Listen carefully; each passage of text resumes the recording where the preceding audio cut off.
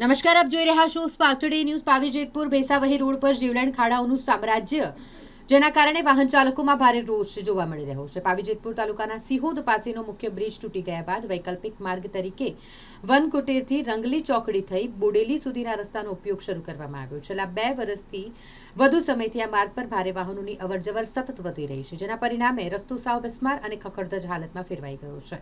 ખાસ કરીને પાવી જેતપુરથી ભેસાવહી વચ્ચે આવતા પુલોની સ્થિતિ અત્યંત દયનીય બની ગઈ છે। પાવી જેતપુરથી રતનપુર વચ્ચેના પુલ અંગે લલિતચંદ્ર રોહિત વકીલ દ્વારા સ્વાગત ઓનલાઈનમાં રજૂઆત કરવામાં આવી।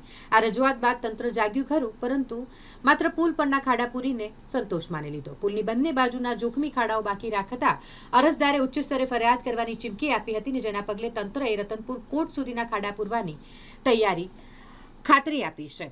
ભેંસા કોતરનો પુલ ડેથ ટ્રેપ બની ગયો છે। રતનપુર અને ભેસાવહી વચ્ચે આવેલા ભેંસા કોતર પરનો પુલ હાલમાં ગંભીર અવસ્થામાં છે। પુલના સાંધા છૂટા પડી રહ્યા છે અને તેની બંને બાજુ એટલા ઊંડા ખાડા પડ્યા છે કે કોઈ પણ વાહન ચાલક અકસ્માતનો ભોગ બની શકે।